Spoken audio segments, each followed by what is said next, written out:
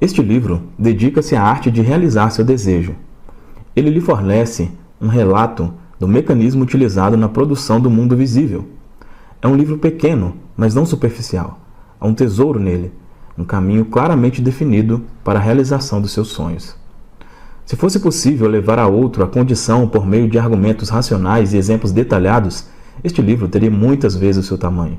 No entanto, raramente é possível fazê-lo por meio de sentenças escritas ou argumentos, já que para aqueles de julgamento fraco, sempre parece plausível dizer que o autor foi desonesto ou iludido e, portanto, que sua evidência foi adulterada. Consequentemente, omiti propositalmente todos os argumentos e depoimentos e simplesmente desafio o leitor de mente aberta a praticar a lei da consciência, como revelada nesse livro. O sucesso pessoal vai se mostrar muito mais convincente do que todos os livros que poderiam ser escritos sobre o assunto. Neville Goddard. Capítulo 1. A lei e sua operação. O mundo e todos dentro dele correspondem à consciência do homem objetivada. A consciência é a causa, bem como a substância de todo o mundo. Por isso, é à consciência que devemos nos voltar se quisermos descobrir o segredo da criação. O conhecimento da lei da consciência e do método de se operar essa lei irá permitir-lhe realizar tudo o que deseja na vida. Armado com o conhecimento prático dessa lei, você pode construir e manter um mundo ideal. A consciência é a única realidade, não figurativamente, mas de fato. Essa realidade pode, por uma questão de clareza, ser comparada a um fluxo que se divide em duas partes, o consciente e o subconsciente. A fim de operar de forma inteligente a lei da consciência, é necessário compreender a relação entre o consciente e o subconsciente. O consciente é pessoal e seletivo. O subconsciente é impessoal e não seletivo. O consciente é o reino do efeito. O subconsciente é o reino da causa. Estes dois aspectos são as divisões masculina e feminina da consciência. O consciente é masculino. O subconsciente é feminino. O consciente gera ideias e imprime estas ideias sobre o subconsciente. O subconsciente recebe ideias e lhes dá forma e expressão.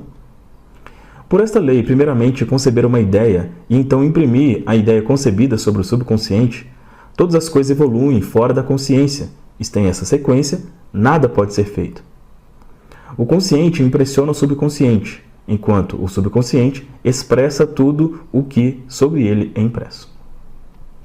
O subconsciente não dá origem a ideias, mas aceita como verdadeiras aquelas que a mente consciente sente serem verdade, e de uma forma conhecida apenas por ele, objetifica as ideias aceitas. Portanto, por meio de seu poder de imaginar e sentir, e sua liberdade para escolher a ideia que vai entreter, o homem possui controle sobre a sua criação. O controle do subconsciente é atingido por meio do controle de suas ideias e sentimentos. O mecanismo da criação está oculto nas profundezas do subconsciente, o aspecto feminino ou ventre da criação. O subconsciente transcende a razão e é independente da indução. Contempla sentimentos como fatos existentes em si mesmo e, com base nessa hipótese, prossegue para dar-lhes expressão.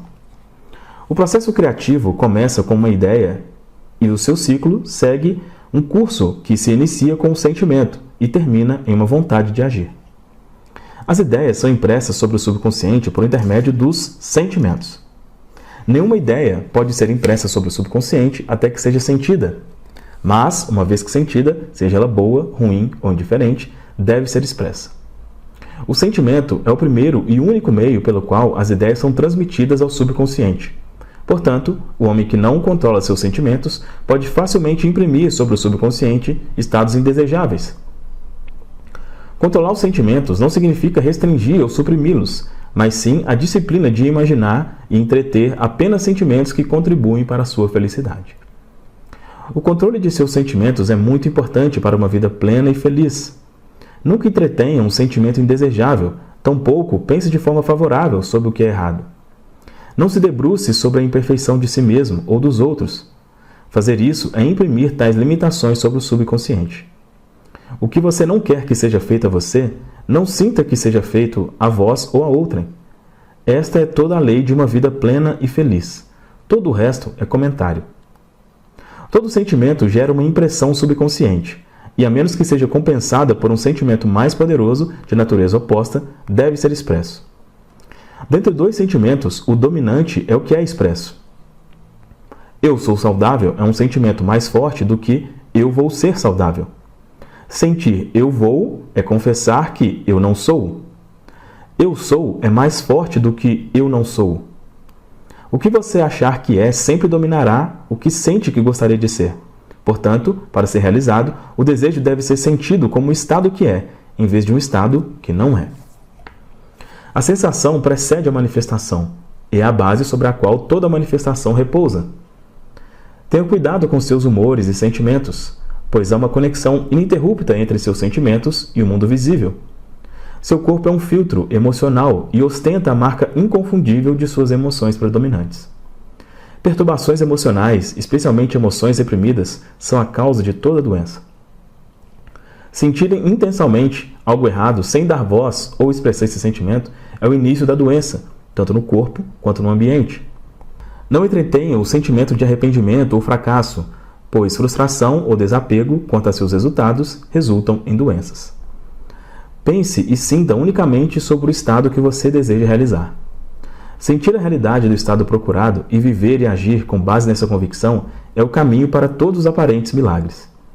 Todas as mudanças de expressão são trazidas à tona por meio de uma mudança de sentimento.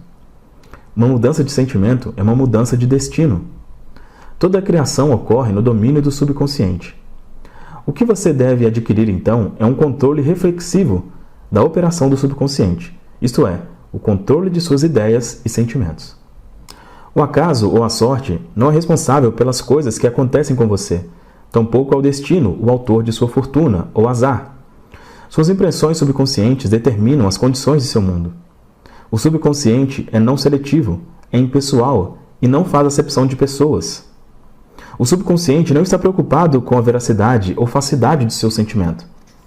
Ele sempre aceita como verdade aquilo que você sente como verdadeiro. Sentimento é o consentimento do subconsciente para com a verdade, que é declarada como verdade. Devido a essa qualidade do subconsciente, não há nada impossível para o homem. O que quer que a mente do homem possa conceber e sentir como verdadeiro, o subconsciente pode e deve objetificar. Seus sentimentos criam o padrão a partir do qual o mundo é formado, e uma mudança de sentimento é uma mudança de padrão. O subconsciente nunca deixa de expressar o que sobre ele foi impresso. No momento em que recebe uma impressão, ele começa a trabalhar nas formas de sua expressão. Ele aceita o sentimento sobre ele impresso, o seu sentimento, como um fato existente dentro de si mesmo, e imediatamente ajusta-se para produzir, no mundo externo ou objetivo, a correspondência exata desse sentimento. O subconsciente nunca altera as crenças aceitas pelo homem. Ele as manifesta até o último detalhe, sejam ou não benéficas. Para imprimir o subconsciente com o estado desejável, você deve assumir o sentimento que você teria caso já tivesse obtido o seu desejo. Ao definir o seu objetivo, você deve se preocupar apenas com ele próprio. A maneira como será expresso ou as dificuldades envolvidas não devem ser consideradas por você. Sentir um estado o imprime sobre o subconsciente. Portanto, se você insistir em dificuldades, barreiras ou atrasos, o subconsciente, por sua natureza não seletiva, aceitará o sentimento de dificuldades e obstáculo como seu pedido e passará a reproduzi-los em seu mundo exterior. O subconsciente é o ventre da criação. Ele recebe as ideias por meio dos sentimentos do homem. Ele nunca muda a ideia recebida, mas sempre lhe dá forma. Portanto, o subconsciente sempre manifesta a ideia na semelhança e forma do sentimento por meio da qual foi recebida. Sentir um estado como sem esperança ou impossível é imprimir sobre o subconsciente a ideia de fracasso. Embora o subconsciente sirva fielmente ao homem, não se deve inferir que a relação seja a de um servo com um mestre, como era antigamente concebida. Os antigos profetas chamavam-no de escravo e servo do homem. São Paulo, personificando-o como uma mulher, disse: a mulher deve sujeitar-se ao homem em tudo. O subconsciente, de fato, serve ao homem e fielmente dá forma aos seus sentimentos. No entanto, o subconsciente tem uma distinta aversão pela compulsão e responde melhor à persuasão do que ao comando. Consequentemente, assemelha-se mais à amada esposa do que ao servo. O marido é a cabeça da mulher.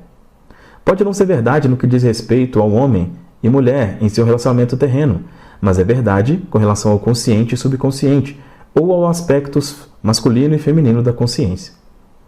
O mistério ao qual Paulo se referiu ao escrever "Este é o grande mistério", aquele que ama a sua mulher ama a si mesmo, e serão os dois uma só carne, é simplesmente o mistério da consciência. A consciência é, em verdade, una e indivisível, mas, do ponto de vista de criação, ela aparenta ser dividida em dois. O consciente objetivo, ou aspecto masculino, é verdadeiramente a cabeça e domina o subconsciente, subjetivo, ou aspecto feminino. No entanto, essa liderança não é a do tirano, mas a do amante. Assim, pressupondo o sentimento que já seria seu caso possuísse seu objetivo, o subconsciente move-se para construir exatamente aquilo que você pressupõe. Seus desejos não são inconscientemente aceitos até que você assuma o sentido de sua realidade, pois somente através do sentimento uma ideia é subconscientemente aceita, e só através dessa aceitação é que pode ser expressa. É mais fácil atribuir o seu sentimento a eventos no mundo do que admitir que as condições do mundo refletem o seu sentimento. No entanto, é eternamente verdade que o exterior espelha o interior, assim como dentro, fora. Um homem não pode receber nada que não lhe seja dado do céu. E o reino dos céus está dentro de você. Nada vem de fora. Todas as coisas vêm de dentro, do subconsciente. É impossível você ver qualquer coisa que não seja o conteúdo da sua consciência.